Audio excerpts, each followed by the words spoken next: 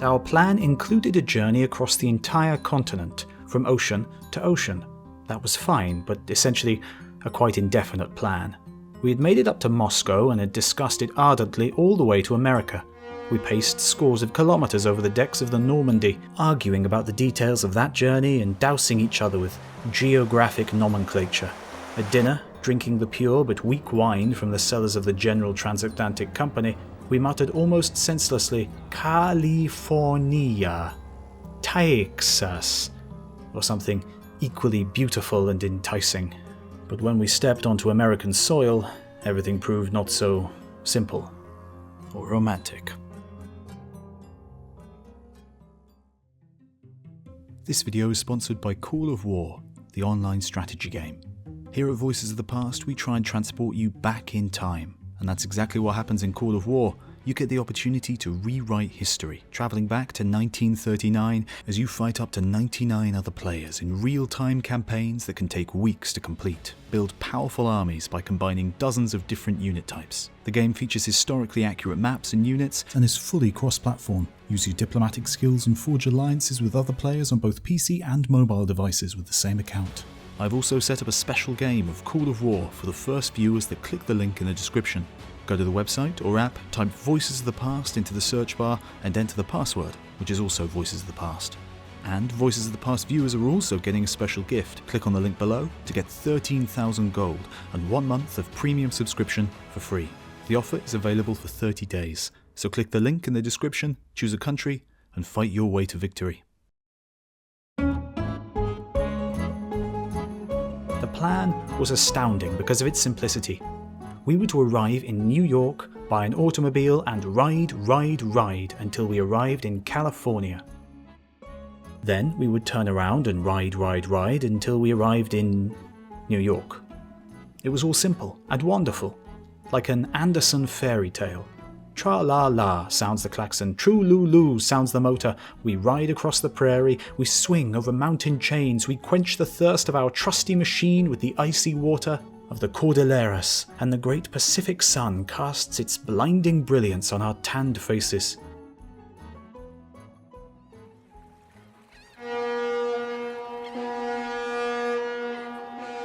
In short, you can see for yourself that we were a bit touched. In the first place, Texas is not called Texas, but Texas. But that was only half the trouble.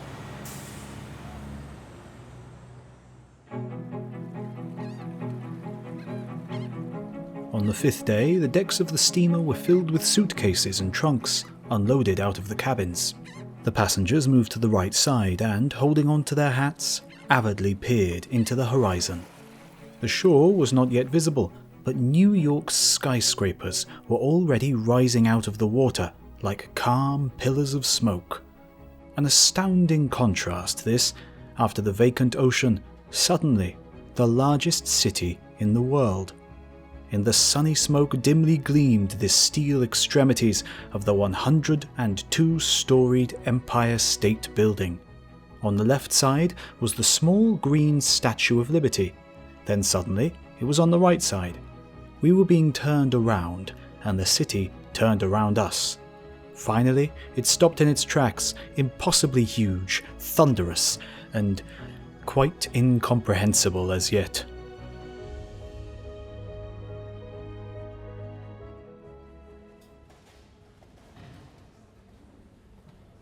We had not informed anyone of our impending arrival, and no one met us. We waited under our letters for the customs clerk. Finally he came. He was a calm and unhurried man. He was in no way affected by us having crossed an entire ocean in order to show him our suitcases. He politely touched the upper layer of our belongings and did not look any further. When we finally freed ourselves, it was already evening. A white taxicab with 3 gleaming lanterns on its roof, looking like an old-fashioned carriage, took us to the hotel. Our attempt to take a look at New York from an automobile failed. We drove through quite dark and dreary streets. From time to time, something rumbled hellishly under our feet, or something else thundered overhead. Whenever we stopped before the traffic lights, the sides of the automobiles that stood beside us hid everything from view. The chauffeur turned back several times and asked again for the address. It seemed that he was somewhat anxious about our English. Now and then he would look at us patronizingly, and his face seemed to say, "Never mind, you won't get lost. Nobody ever got lost in New York." We liked the room, but we did not pause to explore it. Hurry into the street, the city, the tumult.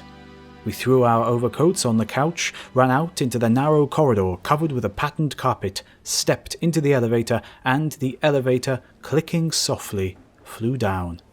We looked at each other significantly. After all, this really was a great event. For the first time in our lives, we were about to walk in New York. At once, a slight misfortune befell us. We thought we would walk slowly, looking around attentively in order to study, to observe, to take in, and so forth. But New York is not one of those cities where people move slowly. The people who passed us did not walk, they ran. And so we, too, ran. From that moment on, we could not stop. We spent a whole month in New York, and throughout that time we were constantly racing somewhere at top speed. Simultaneously, we acquired such a businesslike and preoccupied air that John Pierpont Morgan Jr. himself might have envied us. At our rate of speed, he would have earned approximately $60 million during that month. We earned somewhat less. We stood at the most popular corner in the States, at the corner of 42nd and Broadway. The Great White Way, as Americans call Broadway, stretched before us. Here, electricity has been brought down, or brought up, if you like, to the level of a trained circus animal. Here it has been forced to make faces, to hurdle over obstacles, to wink, to dance. Edison's sedate electricity has been converted into Duroff's trained seal.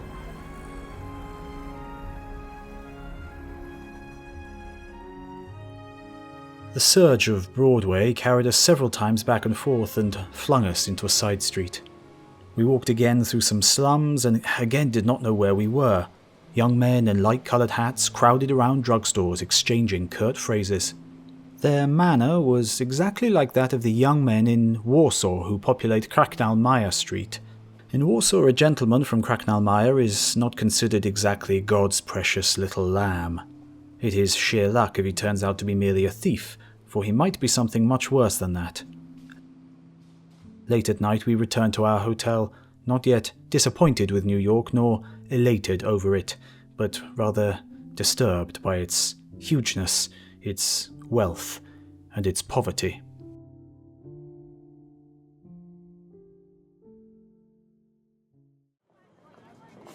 We left the hotel to lunch somewhere, and soon found ourselves on 42nd Street. During our first days in New York, no matter where we were bound for, we invariably landed on 42nd Street. Over the large show window of a corner store, despite the sunny morning, gleamed the blue letters, Cafeteria, in electric lights. Generally speaking, New York is remarkable because it has everything. There you can find the representatives of any nation, secure any dish, any object from an embroidered Ukrainian shirt to a Chinese stick with a bone handle in the shape of a hand, which is used for back scratching. From Russian caviar and vodka to Chilean soup and Italian macaroni. There are no delicacies in the world that New York cannot offer. But for all of it, one must pay in dollars. And we want to talk about the preponderant majority of Americans who can pay only cents. The splendid organization of the restaurant business seems to confirm that. Model cleanliness, good quality of produce, an extensive choice of dishes, a minimum of time lost in dining. All that is so. But here is the trouble. All this beautifully prepared food is quite tasteless, colorless in taste. It is not injurious to the stomach. It is most likely even of benefit to it, but it does not present man with any delights, any gustatory satisfaction. For a long time we could not understand why American dishes, so appetizing in appearance, are so unappealing in taste. At first we thought the Americans simply do not know how to cook, but then we learned that alone is not the point. The crux of the matter is in the organization itself, in the very essence of the American economic system. Americans eat a blindingly white, but utterly tasteless bread, frozen meat, salty butter, unripe tomatoes, and canned goods. Near New York we saw waste places overgrown with weeds, forsaken plots of earth. No one sowed grain there, no one raised cattle there. You see, we were told, it simply would not pay. We cannot compete here with the monopolists from the West. Somewhere in Chicago, in the slaughterhouses, they kill cattle and transport the meat throughout the country in frozen form. From somewhere in California, they ship frozen chickens and green tomatoes which are supposed to ripen in transit, and no one dares to challenge the mighty monopolists to a fight. Sitting in a cafe, we read Mikoyan's speech, which said that food in a socialist country must be palpable, that it must bring joy to people. And it sounded like poetry to us. While in America the business of feeding people, as any other business, is built on this single consideration: does it pay or does it not pay? Therefore people eat frozen meat, salty butter, and unripe tomatoes. Some businessman discovers that it pays to sell chewing gum, so people are taught to chew this cud. All the while we were there, we felt an irresistible desire, common to all Soviet people, to complain and to offer suggestions. We wanted to write to the Soviet control and to the party control and to the Central Committee and to Pravda, but there was no one to complain to, and there is no such thing in America as a book of suggestions.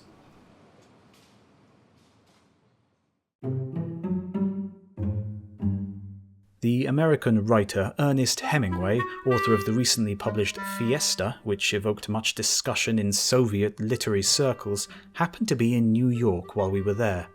His permanent home is at Key West, a small town at the extreme southern tip of Florida. He proved to be a large man with mustaches and a peeling sunburnt nose. He wore flannel trousers, a woolen vest which did not come together on his mighty chest, and his bare feet were in house slippers. We stood together in the middle of one of the hotel rooms in which Hemingway lived, engaged in the usual American occupation. In our hands were high and wide glasses of highballs, whiskey mixed with water. So far as we have been able to observe, everything in America begins with a drink. We happened to talk of Florida when Hemingway at once passed to what seemed to be his favourite theme. During your automobile journey, don't fail to visit me at Key West. We'll go fishing there. And with his arms he showed us the size of a fish one can catch at Key West. That is, like every fisherman, he spread his arms as far apart as he could. The fish must have been about the size of a sperm whale. We bought a new Ford. At first we wanted to buy a Ford with a radio set, but we were dissuaded by a terrible story. Not long ago an accident occurred. In the mountains an automobile was smashed. The wounded people lay in it for several hours under the sound of foxtrots broadcast by the surviving radio set. After hearing that, we refused to buy a radio. The machine glided over the damp asphalt of Central Park West. The speedometer began to register miles. We started on our long trek. The proud towers of New York were behind us. Framed in stainless steel, the facets of the Empire State Building shone in the morning murkiness, hovering over the gigantic city. Now we were driving through a lively and unpretentious suburb. Muddy water ran over the pavement, which was lined with parallel strips. The high-strung people of New York raced in their automobiles on their sundry errands. In a red brick house, toasted sandwiches were sold. As a matter of fact, all the houses here were brick and all were red. What can one like here? What can one learn to love here? Like all the large cities of the world, New York is an appalling city. Here millions of people bravely struggle for mere existence. There is too much money in this city. Some people have too much while others have too little. And it is this that casts a tragic light on all that happens in New York. We parted from the city for 2 months. The roads, like the roads of ancient Rome, are built practically for all eternity. Among the millions of automobiles flying from ocean to ocean, we too were a grain of dust, chased by a gasoline storm which has been raging for ever so many years over America. Our machine raced past rows of gasoline stations, each of which had 6, 8, or even 10 red or yellow pumps. We stopped in a small town and dined in a drugstore. It is necessary to explain here the nature of a small American town, and what sort of drugstore it is in which one may dine.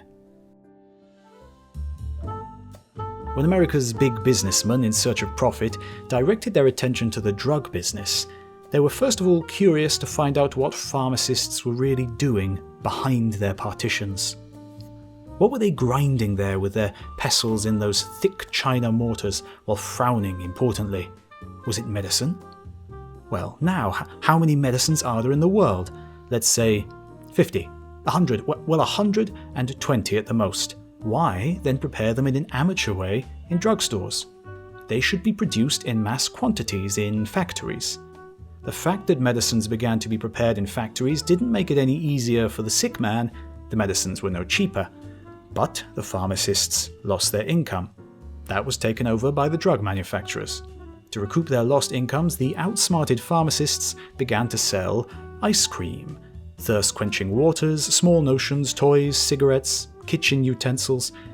In a word, they went in for anything at all. And so the present-day American drugstore is a large bar. Although the drugstore has been long ago converted into an eating establishment, its proprietor is nevertheless obliged to be a pharmacist and have a certain baggage of learning, which is insistently indispensable while serving coffee, ice cream, toasted bread, and other drugstore merchandise. America is predominantly a country of one-story and two-story houses. The majority of the American population live in small cities where the population is 3, 5, 10, 15,000. Every small town wants to be New York. There are New Yorks of 2,000 population, there are New Yorks of 1,800. We even found one New York consisting of 900 inhabitants, and it was a real city. Its inhabitants walked on their Broadway, their noses high in the air. The architecture of the buildings in the principal street cannot present the eye with artistic delights. It consists of brick, the frankest kind of brick, laid in two-story cubes. Here people make money, so there is no room for artistic embellishments. Many of the rebellious writers of America have come from the small towns of the Middle West. Theirs is the revolt against sameness, against the deadly and futile quest of the dollar. Some of the towns make heroic efforts to distinguish themselves from their brethren of the same type. Signs are hung at the entrance to the town, quite, let us say, like signs over the entrance to a store, so that the customer may know what is being sold where. Redwood City, and under, in verse, is written, "Climate Best, by Government Test." Here they trade in climate. The climate may be the best, but the life is the same as in the cities that have no splendid climate.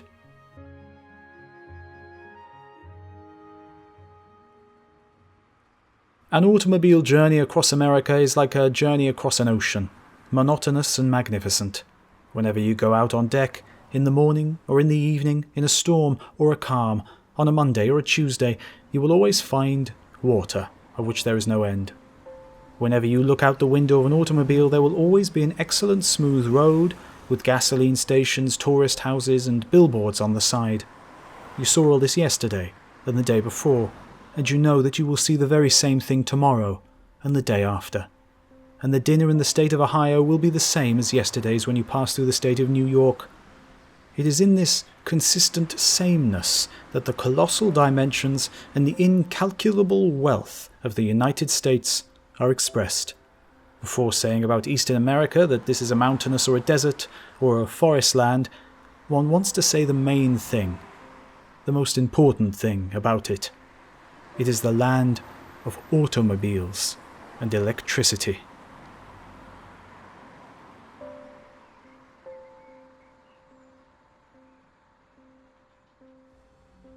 Hope you enjoyed the video. Just a quick reminder that there is a special game of Call of War for you to try out.